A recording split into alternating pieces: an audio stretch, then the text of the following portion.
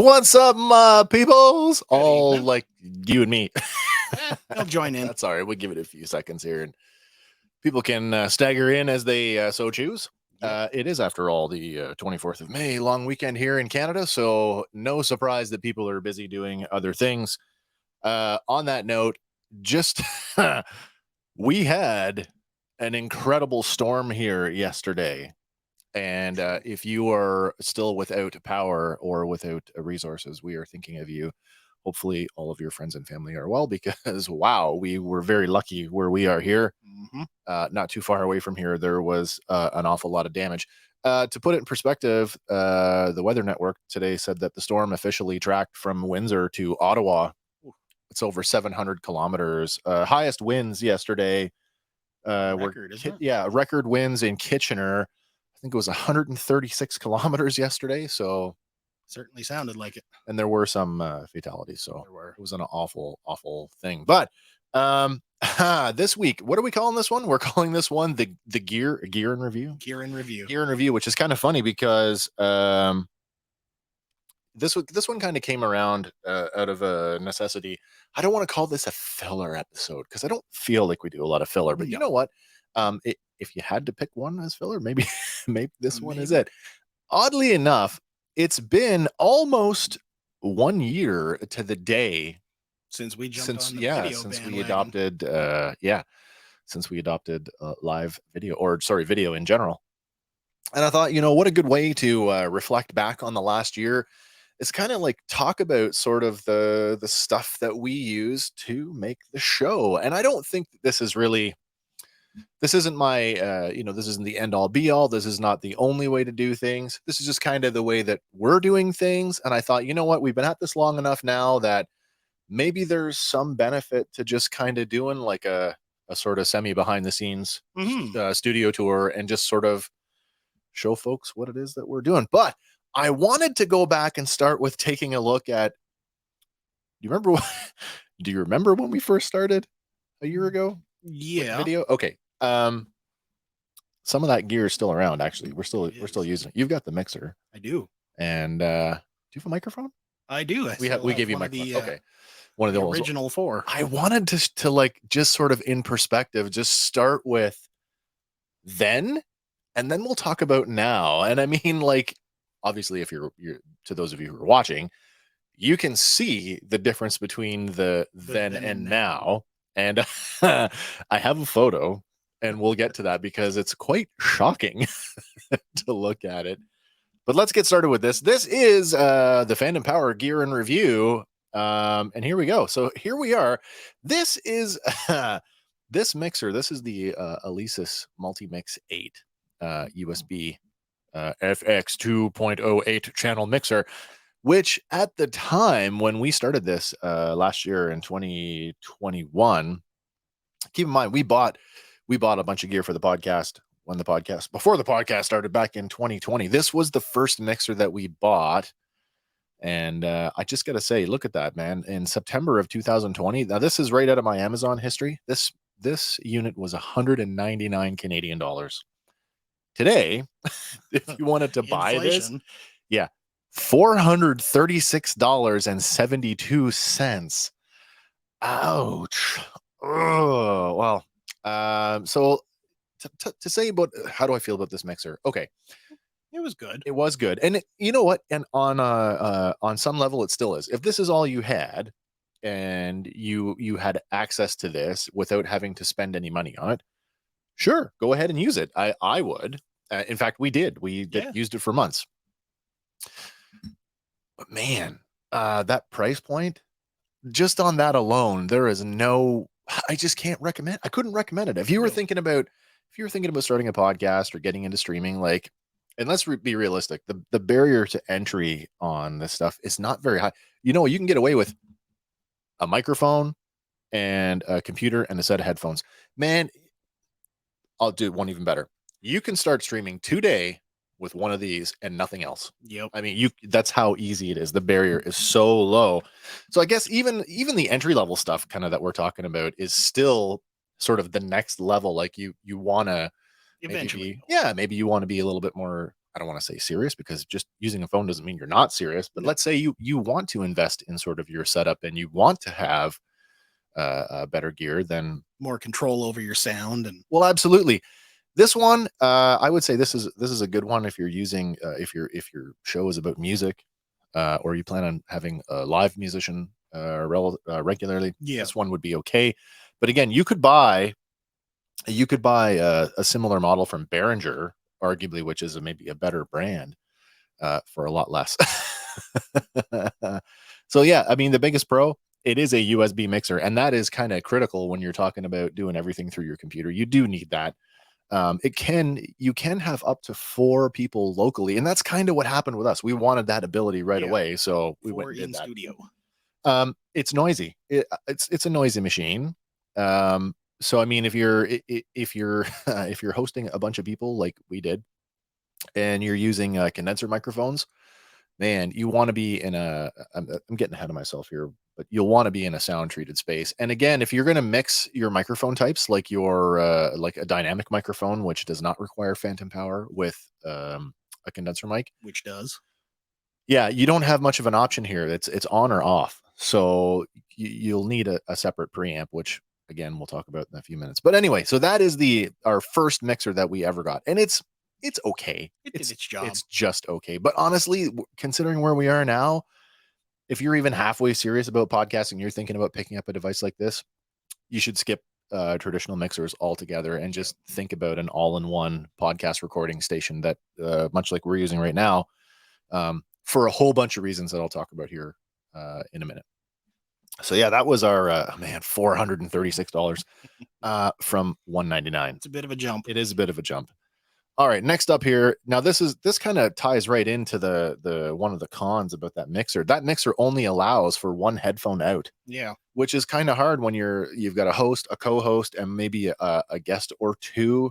You're going to need some kind of splitter, which is exactly what this is. This one is the newer super compact 4-channel stereo headphone amplifier with DC 12-volt power adapter for sound reinforcement, studio stage, choir, personal recording features, ultra low noise, premium sonic quality.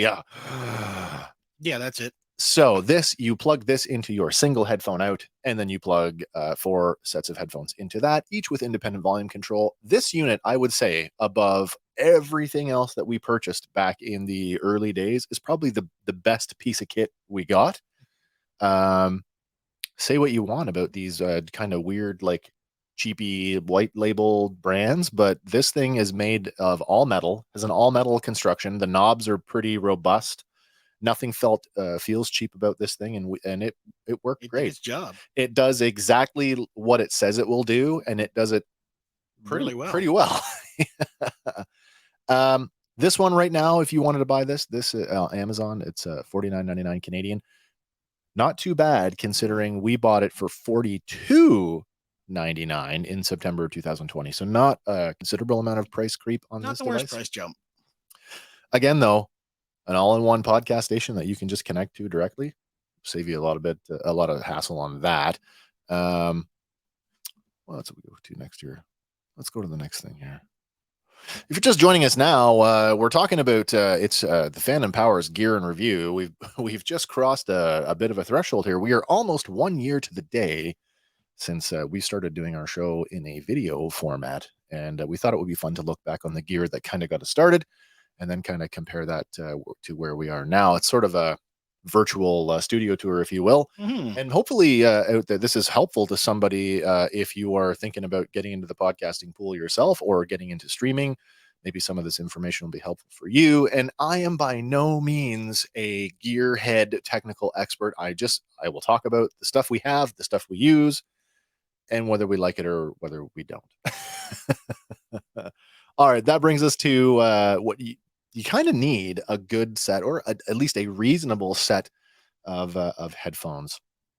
And again, this is kind of came down to quantity over quality. And so we went back to, again, the newer company. This is another Amazon one. Now, these are the NW3000 closed headphones, which is kind of funny because when we bought them, we actually bought the NW2000s. But those have since been discontinued, and the 3000 has replaced them. However, if you look them up on Amazon United States, you can still find the 2000s. And I'll tell you right now, they have the exact same description and they use the exact same photography. So you be the judge of whether that's just been rebranded. Photoshop update. Maybe. These are so I guess these are technically a closed back headphone. They do not offer any active noise canceling. So if you're into noise canceling, like active noise canceling, you're not going to get that here. No. But they do sound, for a cheapy headphone, they actually sound pretty good. And really you need something on your head, especially if you're going to do your own editing. And I mean, Andy, you can speak to that extensively. Even without noise canceling, it still gets you in the zone enough. Right. They do have an included 1/4-inch adapter, so like for the mixer that we were using, that's good. And these ones, by having that 3.5 mil, you could plug these into your phone, and they'd be a fairly decent headphone if you were walking around the house with them. You could use them that way. But it's also a bit of a hindrance because the cable is not removable. So if you snag it on something, and you rip it out, well, you now have to replace the whole unit, unless you're into soldering and know how to repair that kind of stuff. I am not. I could not do that. But that is a bit of a it's a bit of a drawback anyway.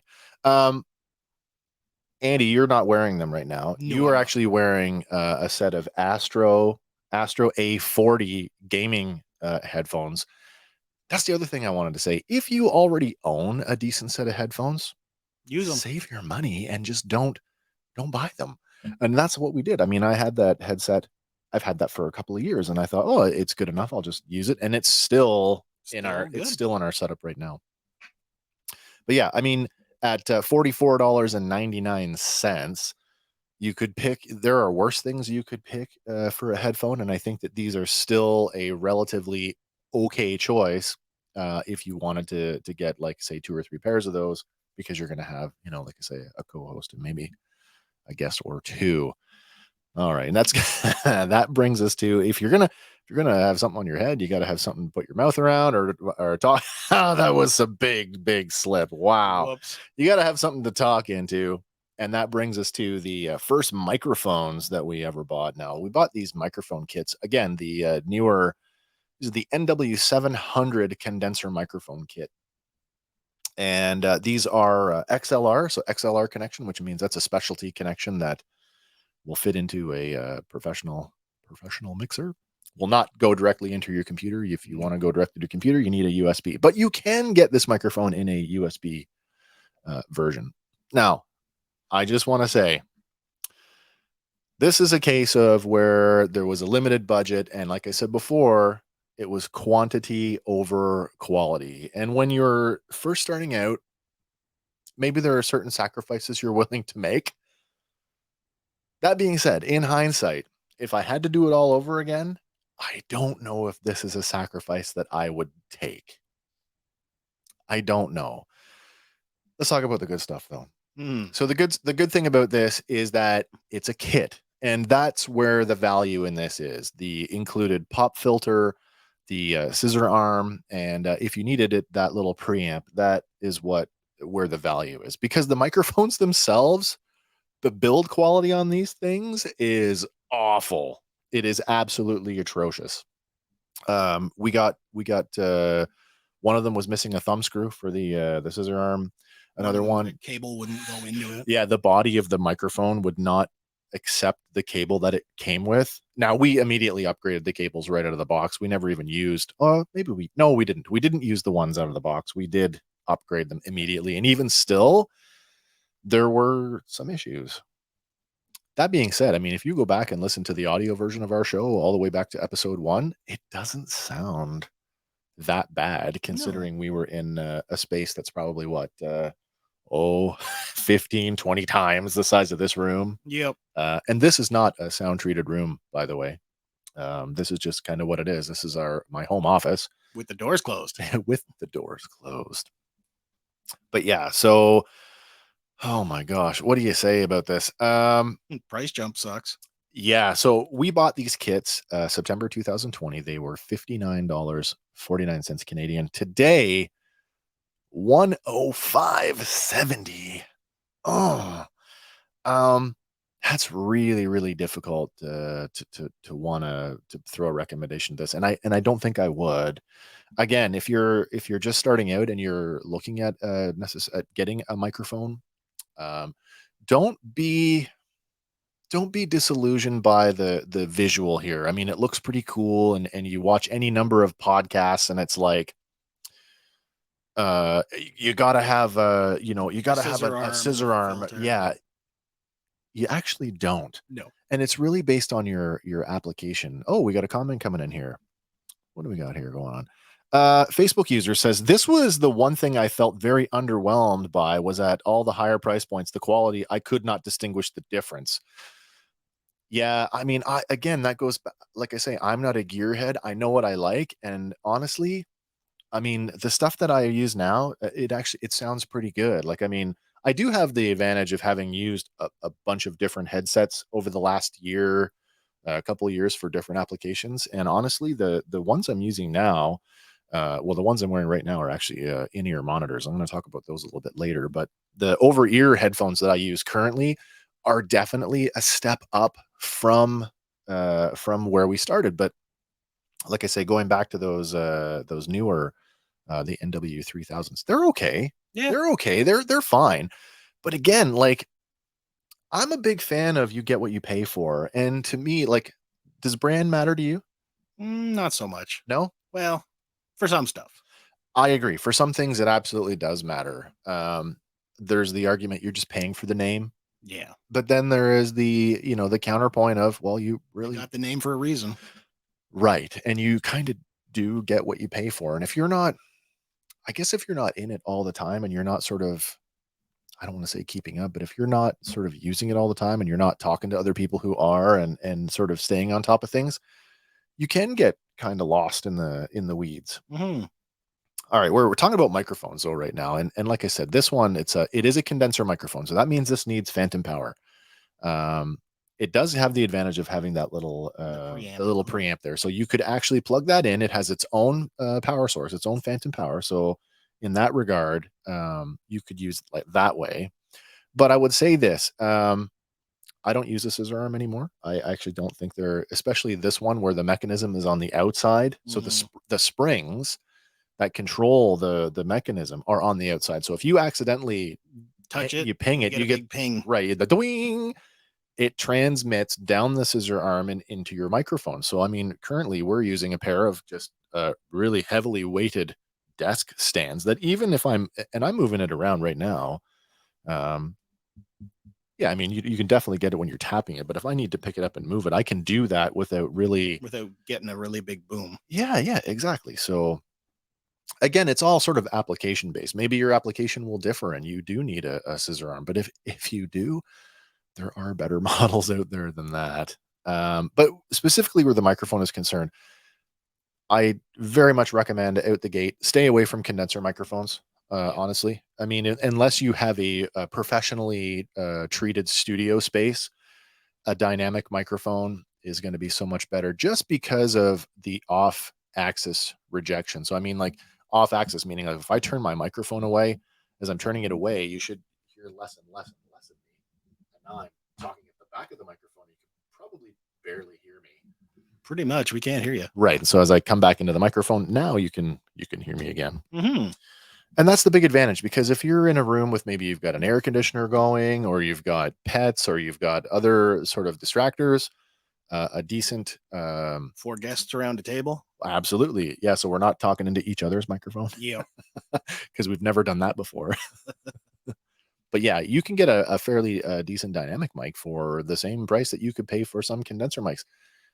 That being said, the sky is the limit on this stuff. Yeah. If you have thousands and thousands of dollars and you want to buy yourself like a Neumann ribbon microphone because you want the Neumann brand, have at it. But I mean, honestly, for the applications that we use, for the human voice, for speaking, it's probably not going to make that much of a difference in your podcast.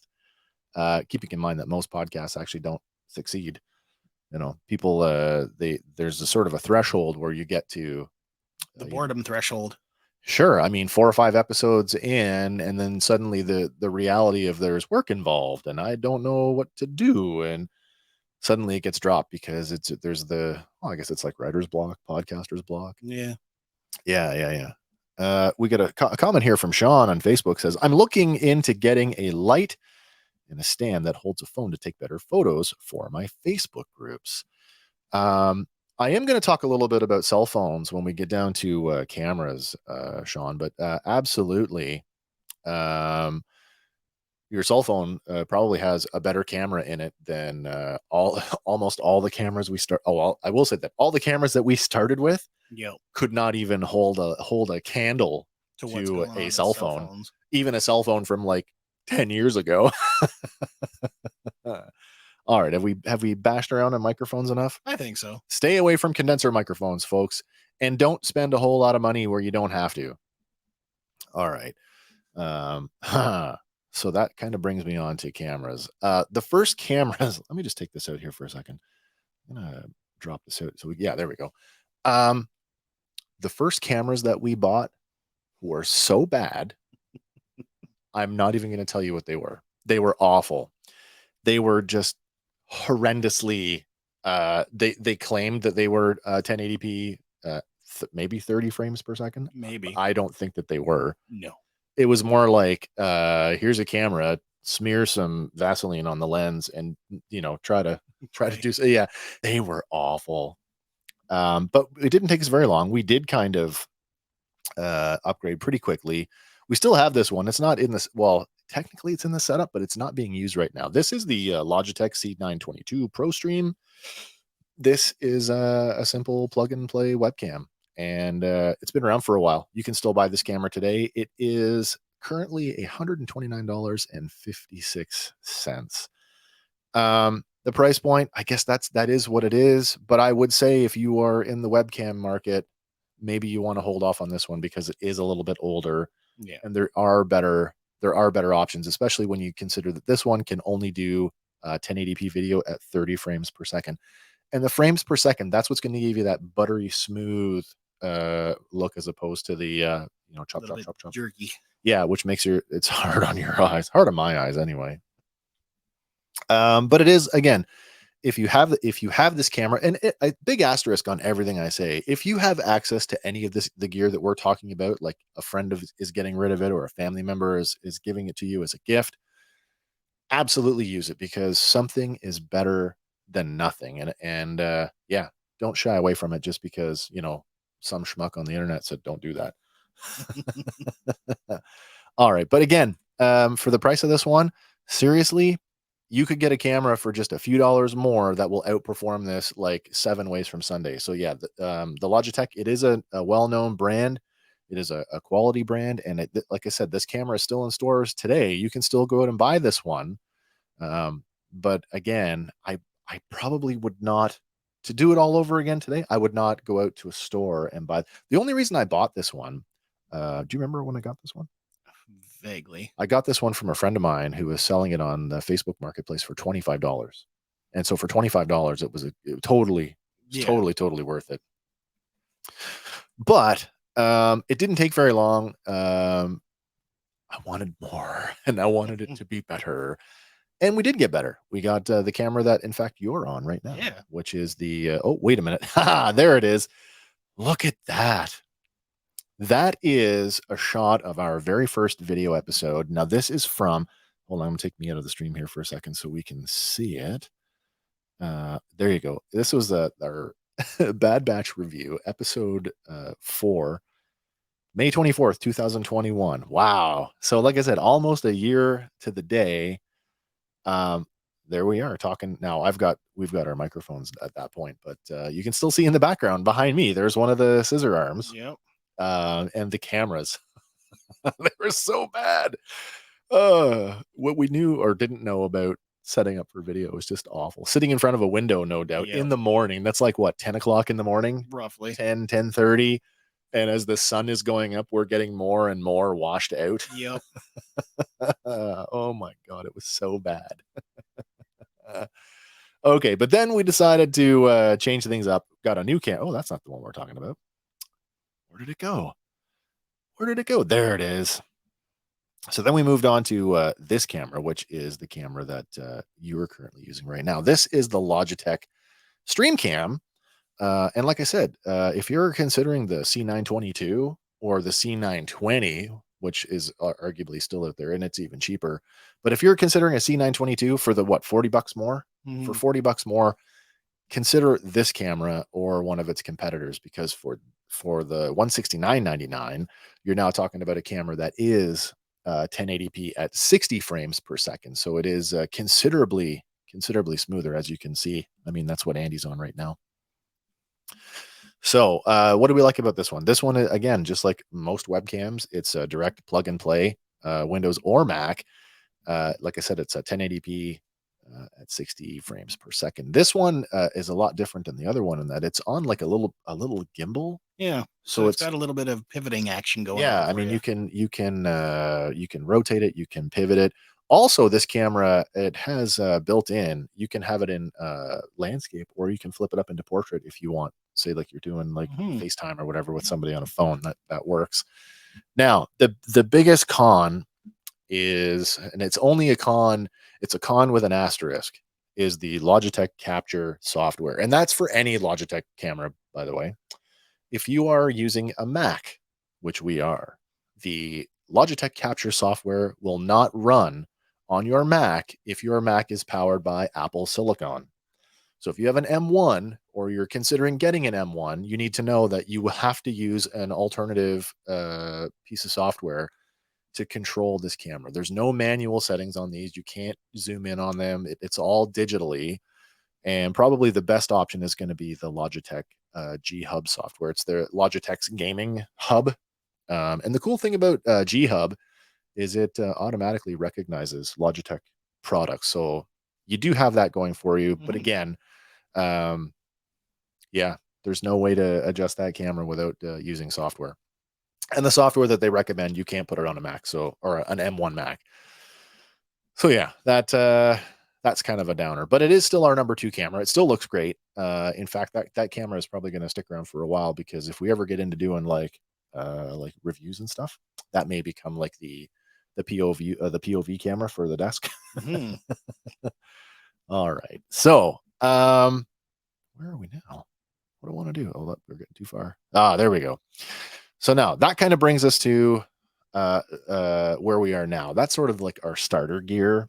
And there's things that we haven't even talked about. We haven't even talked about lighting, and I'm not going to do a big thing on lighting because we could spend a long time talking about that. Andy, you're into photography. You definitely you can spend hours and hours and still tweak it. Well, this is it. And I mean, I'm still kind of looking around the room going, oh man, there's things I want to do in here. I'm still, you can't see it because it's out of frame, but right now we are using a pair of 10-inch ring lights as key lighting. And then we have some accent lighting that we're using, believe it or not, just a pair of desk lamps with the fanciest paper towel diffusion that you've ever seen. Yep. I'm almost embarrassed to tell people that. Whatever works. Okay, so that kind of brings us to where we are now, and I put this together because I didn't know if this was helpful or not. I put this little flow chart together to sort of give you guys an idea of what the whole thing looks like. Look at that! I put it in the wrong view again. Let me do this. There we go. So this is our setup right now from a digital perspective, and now I haven't included any of the cabling that we use because it goes without saying that you need the appropriate cabling to connect all of these devices. But this is exactly what we are using right now. And I'll take a few minutes to talk about that. Seeing as we're just left off on cameras, I'm going to stick with cameras for a minute because as much as I love the Stream Cam, which is a very nice webcam. By the way, the biggest competitor for that camera is the Elgato face cam. I think it's the Elgato face cam, but they have virtually almost the same size sensor, and they have very, very similar performance characteristics. Okay. That being said, the best webcam will never look as good as an APS-C mirrorless camera. True. Which is was the man, it was a huge step to take. But I mean, when I made the decision that I wanted to be a serious podcaster, it was a discussion I had to have with my wife, because we're now talking about a significant price jump. First comment coming in from Twitch. I'm not sure if I can say this right. Magic Zni Critic. Hello to you, sir. As a Twitch fellow person, whoever you are, we are talking about sort of gear and review. Okay, perfect. Thank you very much, Magic or Critic. We will call you Magic. We're talking about what it's like to be in the streaming / podcast space, and just sort of looking at our gear, where we've come from and where we are right now, and just kind of giving some people out there an idea of what it's like to have a setup, kind of like what we're doing right now. So yeah, as I was saying, with the an APS-C camera will look a million times better than the best webcam. And I mean, a whole lot more control. Yeah, well, exactly. So I mean, this one it's fully manual. I mean, that's the camera that I'm using right now. This is the Sony Alpha A6100, which, by the way, has officially been canceled. Oh, yeah, it's delisted. So, and this is with the kit lens. This is the what is this? The 50 millimeter zoom lens. That's with autofocus. Let's see the autofocus here. Just like that. There we go. Autofocus. So that's working pretty well. Why would you want to have an APS-C camera versus a web camera? Well, again, full manual control. It's going to look better than anything that you can possibly get out of a web camera. This camera particularly, it's 4K capable. So even though the software that we're using will not allow us to go to 4K, we could in fact record in 4K and upload it directly to YouTube. That's not what we're doing right now. We're streaming, and we cannot stream in 4K yet. Someday. But maybe we'll get there someday. The biggest drawback to this camera, specifically this camera, is, like I said, it's been discontinued. So even on the aftermarket, you're going to pay a lot for this camera. I saw one the other day with a couple of lenses for $1,400. Oof. Yeah. You could get the camera with the kit lens for as little as $600. Usually glass is where it's at. Yeah, I picked this one up from Best Buy Canada. It was in their I believe it was a show model that had just been sitting in a display somewhere. And so I ordered it online, and I had it within a few weeks, and that's what we've been using ever since. But yeah. We got another question here from Magic, who says, do I have a microphone that I can suggest? I do have a microphone that I can suggest. We were just talking about microphones a little bit earlier, and we were talking about the difference between condenser microphones and dynamic microphones. And I like really do recommend that, unless you're in a professionally sound treated space, avoid condenser microphones and stick with a dynamic microphone. And I do have a couple of ones, like depending on what your budget is. Again, like I said, you can go like the sky is the limit. Yeah. Thousands and thousands of dollars. But currently Andy and I are using the Shure MV7, which I'm going to talk a little bit about as we go through this, which is kind of it's marketed as a dedicated podcast microphone. It is an alternative, an affordable alternative to the venerable, the SM7B. However, you can go now. Rode, the microphone, they're primarily a microphone company, make the Rode Pod Mic. And I thought I put a note in here for that too. Let me just find my note here.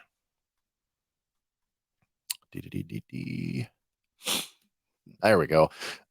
You could get the Rode Pod Mic right now for $119. That's Canadian, so it'll be even less if you're in the United States. So, want something useful and something that will not destroy itself in a day or two. Okay, well, any of the Rode microphones you would be fine with. They're very well made. They're very sturdy, quite heavy actually coming out of the box. As is the Shure, the MV7 that we're using. And when we get to the MV7, there's another option out there, the MV7X, which if you don't require, now I guess maybe we should just move on then. Yeah. Before we get too into the weeds here on this, we will get to your microphone question though, because it is coming up here. Going back to the camera thing, if you're going to use an APS-C camera or a mirrorless camera, keep in mind it will not be recognized by your computer as a webcam. So you need another device, and that is some kind of capture card. Now, this one is the Elgato CamLink 4K, and they are an industry leader in streaming. They specialize in streaming. So this is actually the capture card that we use.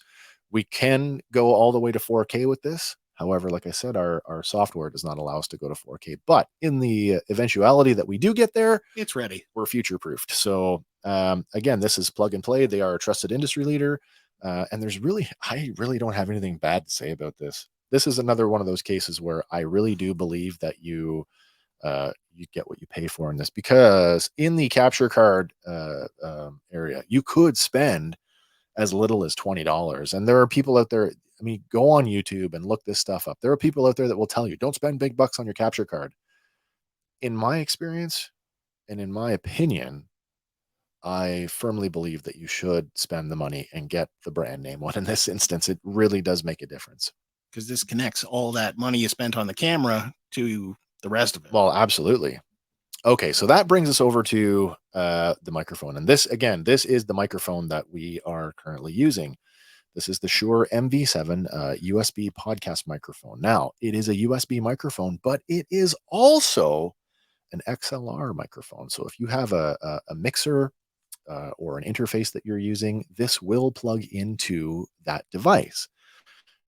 Initially, we bought these because I thought that if we ever needed to go mobile and we had to plug into, like, say we're going to be a guest on somebody else's show, we could take our own microphone and we could plug in. Yeah. We've never done that.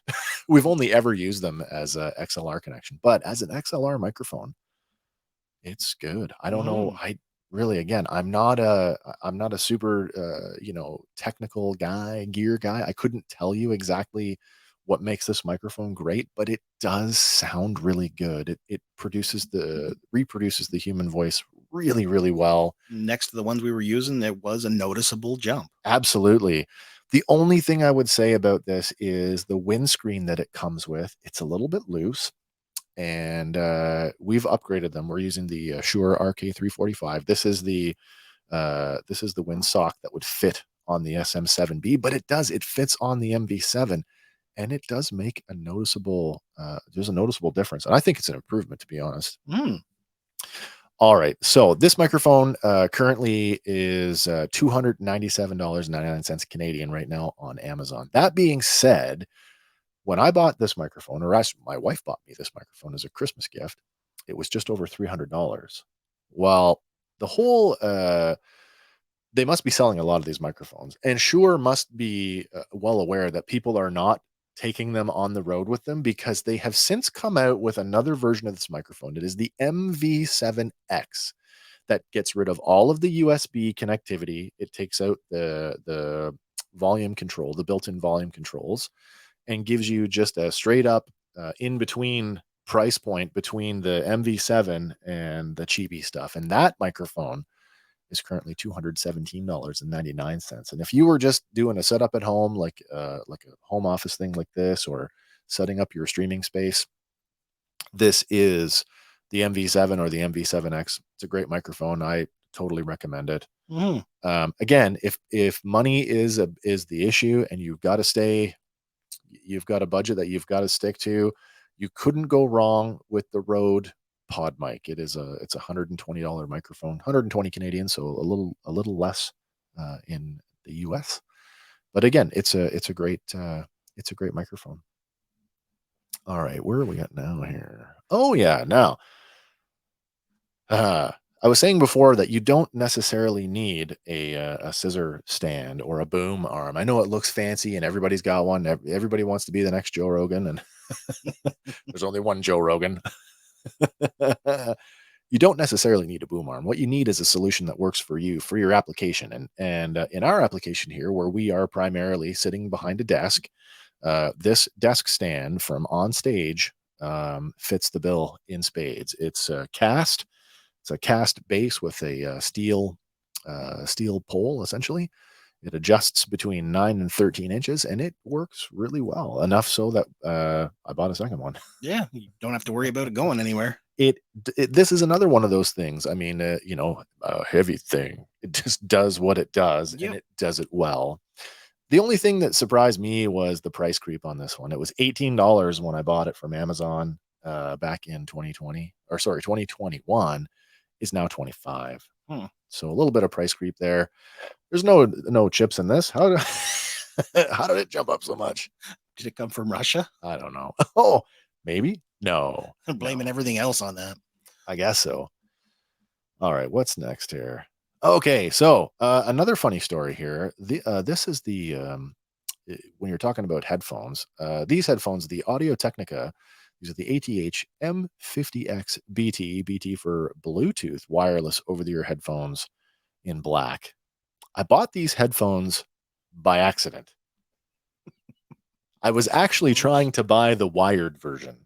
But it just worked out that the Bluetooth version, and I just kind of glanced over the ad, and it's like, oh, this is cheaper than the other one. And I'm thinking the wired ones were cheaper. No, they ran a sale. The Bluetooth version was actually cheaper than the wired version.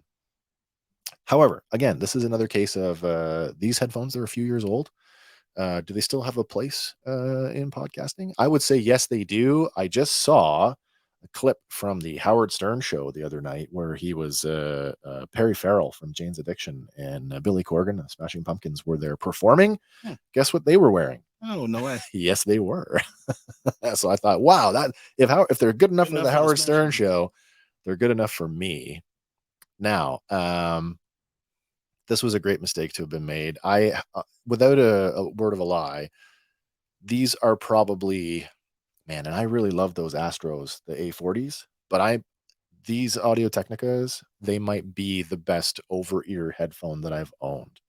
Not saying that they're the best, because sure, they're not, but they're the best that I've owned, and they will definitely, they've served me well, not only just to be able to hear what we're talking about, but in the editing process, now that I am doing a little bit more editing and stuff, that's helped out immensely. So these are great. The only real drawback to this particular set of headphones is there is a wired connection there. The included wire that comes with these, it's really thin and it's pretty stiff. But I had a monster cable laying around from another usage that I had before, and it's worked out just fine. So, I mean, if you've already got a decent 3.5 mil cable laying around, swap it out for the one that came with it. And these are a great choice. Excuse me. All right. So then this is the thing with gear. Once you start going down the rabbit hole and getting into it, there's so much and you want more. And that's kind of what happened with the next piece. I wanted a lower profile look for when we're doing stuff with other channels. So when we're talking to each other, it doesn't look like, hey, I'm on the radio all the time. Although some people like the radio look. I like the radio 99% of the time, I like the radio look too. But I wanted something lower profile, which I'm wearing them tonight actually. Was an in-ear monitor. And you think of in-ear monitors like your TV news broadcasters and other professionals, musicians will wear an in-ear monitor. And I thought, you know what, I'm gonna try these out. There are tons and tons of options for in-ear monitors, but these I picked up locally from our local music store down the road. That's Mars Music in Peterborough, Ontario, where I picked up these Shure SE215 in-ear monitors. They come in multiple colors. I got the clear ones, so they actually are a little less visible, I suppose. I don't like to wear earbuds.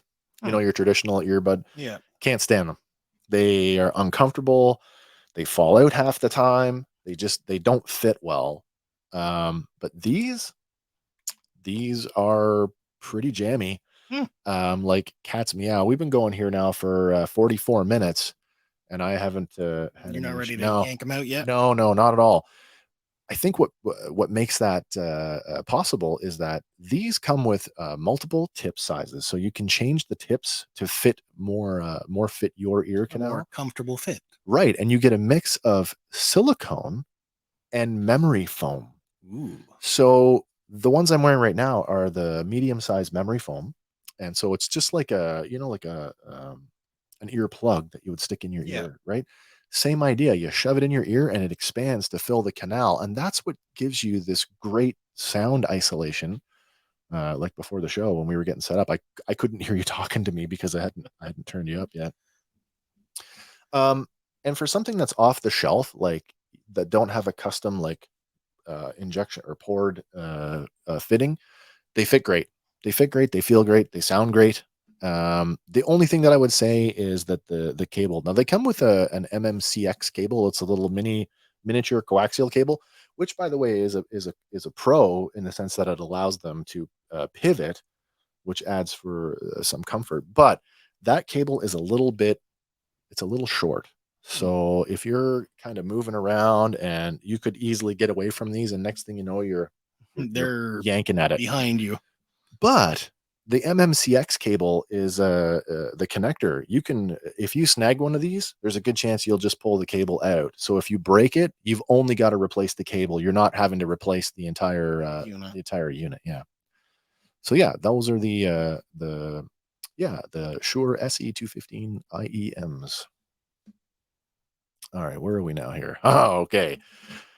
I think I kind of left this for last because I could talk about this thing for days and days and days and days and days. If you were serious about podcasting and you were getting into the game and you want a mixer, I had already said before, consider getting an all-in-one podcasting station. Now, this is not the first one. This is the Tascam Mixcast 4. It's relatively new to the market. It's new here in Canada anyway. Mm-hmm. I pre-ordered this back, I don't know, before. Was it December? Yeah, it was before Christmas. So I guess that makes me an early adopter. Maybe. Yeah, one of the first Canadians to have it anyway. Certainly, if you're familiar with the Rodecaster Pro, you kind of know what you're getting at with this because it takes a lot of its cues from what the Rodecaster had already done.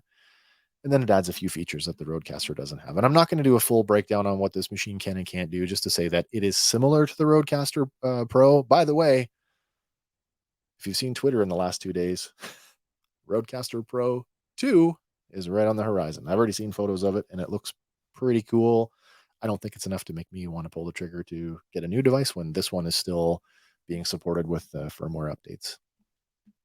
Okay. This is an awesome machine. This is four microphones in, 4 sets of headphones out. Your inputs are combo jacks. So if you have an old like an old microphone, like a vintage microphone that uses a 1/4 inch like a headphone jack, that will you can plug that in as well. You've got a 3.5 mil TRRS connection. If you still have a phone that has a headphone jack on it, you can plug your phone directly into the mixer. So whether you want to phone-in guest, you want to do a call in, you can do a call in. You want to play music off your phone, you can do it that way. We've got a Bluetooth connection, so same thing. If you don't have a headphone jack on your phone, like my new Google Pixel 6 does not, no headphone jack on that. You can still use the Bluetooth to connect your phone, and you can get all the same functionality that you would wirelessly. Yeah.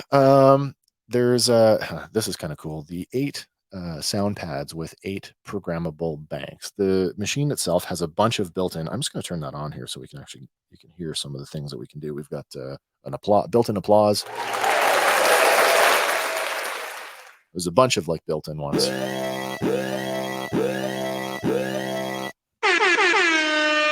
Right. So I'm not going to go through them all because it can be quite annoying. I mean, I've played with them enough to know that it's annoying.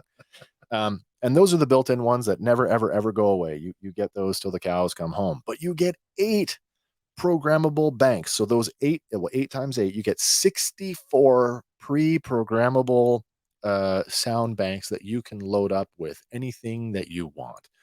And as a fan of our show, if you listen to any of our soundtrack episodes, that's exactly how we triggered all of the song samples. We preloaded them into the mixer and just triggered them in real time as we need them, which I think is one of the best. Super helpful. Yeah. Because as I would say, and I mean, you can talk about this a little bit more, Andy, on the editing side of things. I'm a firm believer of the more you can do in real time, the less you have to do in post-production and editing. Yep. So yeah. The big one for me on this one is it came with a free DAW, a free digital audio workstation. So when it comes to doing the editing, I've been using the Tascam podcast editor software that is built to integrate directly with the Mixcast 4. And it's a very simplified DAW. There are definitely more complex workstations out there. Even though the free one that we use, Audacity, Yeah. is very feature rich. But if you're looking for something, because like I say, you're not a gearhead and you just want to be able to do a basic edit, the Tascam podcast editor is pretty awesome for that. Which brings me to my only real complaint about this machine is it does use a full size SD card, and that's not a complaint. The complaint comes in the sense that if you are recording, so actually recording your audio to the Tascam, to the Mixcast 4, you cannot switch between sound banks. So you cannot read from the SD card while you are writing to the SD card is essentially what it says. And that makes sense. I totally get that. There's a limited amount of internal memory that this thing has, and I can see why that hasn't been updated. I feel like at some point there might be a future update where there'll be a small amount of memory cached for that purpose. Yeah. But I mean, you can only do so much with that. That's why you need an SD card to put on, like I say, we put on an entire 3.5 minute song. That would chew up your internal memory pretty quickly if you did that 64 times. Yes, it would. That being said, I've got what have I got in here? I've got a 32 or a 64. I haven't looked at it in a while. I'm looking at the readout right now. Available space currently right now. I've got 8 hours and 34 minutes of recording time available. And I don't think I've deleted anything in a long time. So if you're averaging like we're a long form show, we go over an hour almost every time. You'd have to record like 7 or 8 shows before you'd have to clear your card. So there's lots of space for you to work. Right. So right now the Mixcast is $740, which makes it about $70 more than the Rodecaster Pro. But and this is a technical thing. The Mixcast has 65 decibels of gain, which puts it about 10 more than the Rodecaster Pro, which is funny because when I was looking at the Rodecaster 2, 76. So now they're just trying to, one up each other. Yeah, which is kind of funny. But honestly, there's some other options too. I mean, Zoom, not the software, but Zoom, the company, also makes a couple of devices that you might consider to be worthwhile. The PodTrack P4, which is a battery powered portable option. Good for on site. Absolutely. Can take I think it can take 4 people, and it's got some built-in sound effects as well. So I mean, there's lots out there, but yeah, this is I could talk about this device for a long time. I love this machine. The more I use it, the more I love it, and the more I learn about it. It's the more you can do. No, it's awesome. All right, so that kind of brings us sort of to the end of the hardware sort of part of our discussion. But I do want to talk a little bit sort of about show flow and kind of how things happen from recording / streaming to, well, how does it get to out to say Spotify or Amazon? And that's kind of what this slide represents, is sort of like our show flow. We record everything locally here, and we do sometimes do actual recordings. We don't necessarily stream everything. We're not live all the time. We're live most of the time. Most of the time. But we also do a lot of recorded stuff. This is not a sponsored show in any way, shape, or form. Anything that I have to say about any of the software or products that we use are because we pay for them, we use them, and we like them. But if they want to give us money, well, there is that too, right? They're welcome to do so. Going to video meant we needed some way to record that. And one of the easiest ways to record our video was to purchase a subscription to StreamYard. StreamYard is an all-in-one kind of streaming platform that allows you to multi-stream to multiple destinations at once, like we're doing tonight, as we are on YouTube.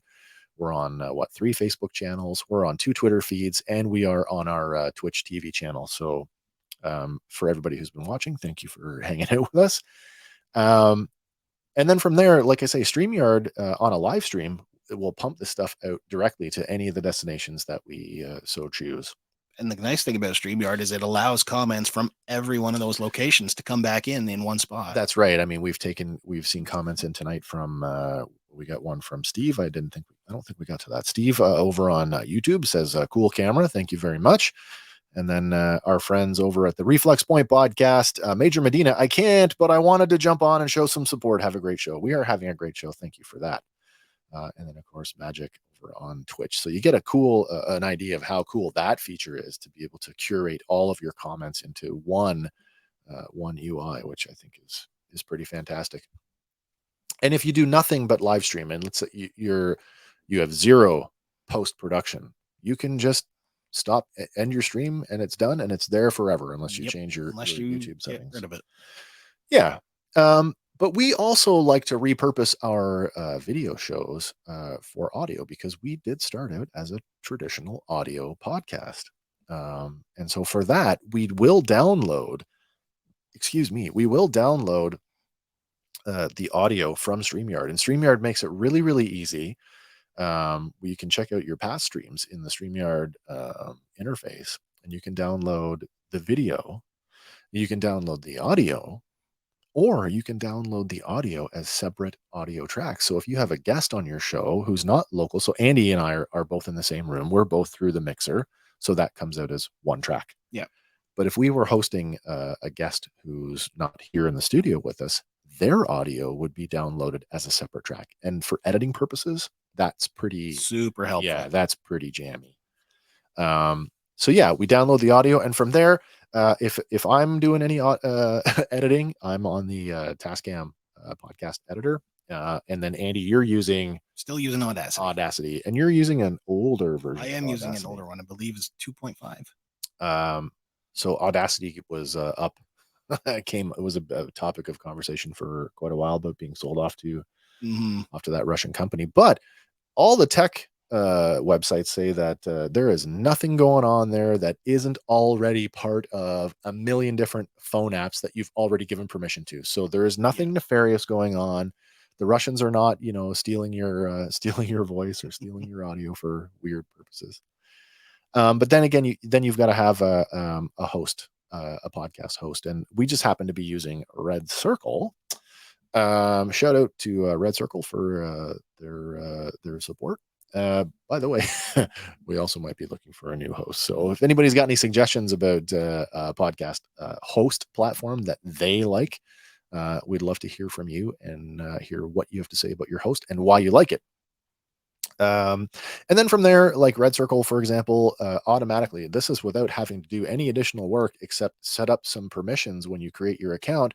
We get pushed out to Spotify, Apple Podcasts, Amazon Music, Stitcher, Audible here in Canada, Radio Public, and oh my lord, Google Podcasts. That's the other one. Yeah, all of that, just a couple of clicks, and that's how it happens. So yeah, that's kind of our flow. Mm-hmm. I don't know, man. Anything else you wanna touch on? No, that pretty much covers it as far as the basics. It is a very basic video. This is by no means meant to be this is how you do it. This is just a very brief, hey, this is how we do it. This is what we're using.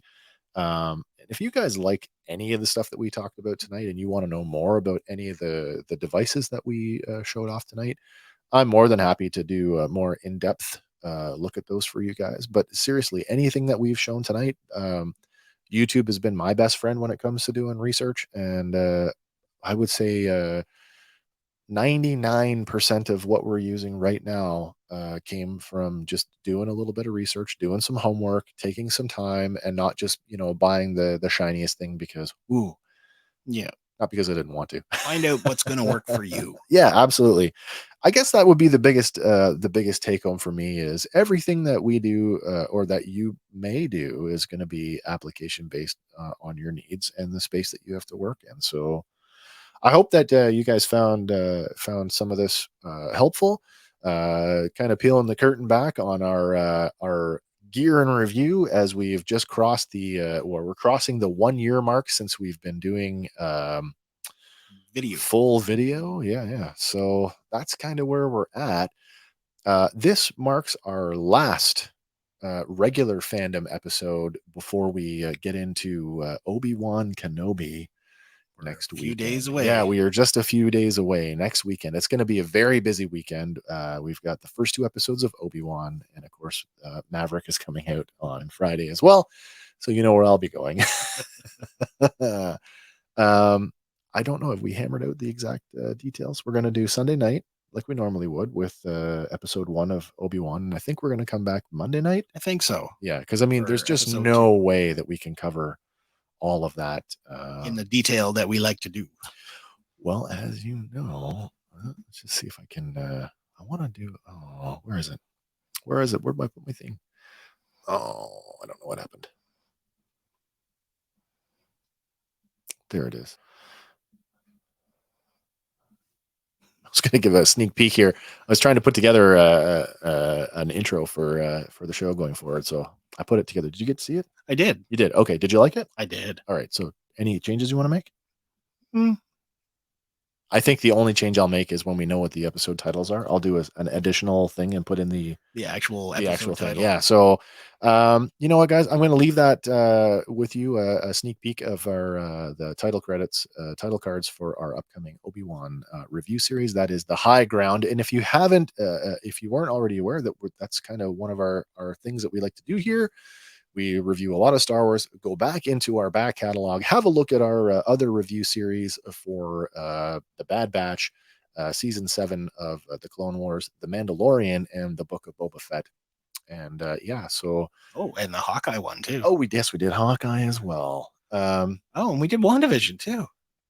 There's a lot. There's a lot back there. There's a lot. Big catalog. Anyway, guys, that's it for me here at Fandom Power. My name is Wes. I'm Andy. We'll catch you next time, guys. Bye for now.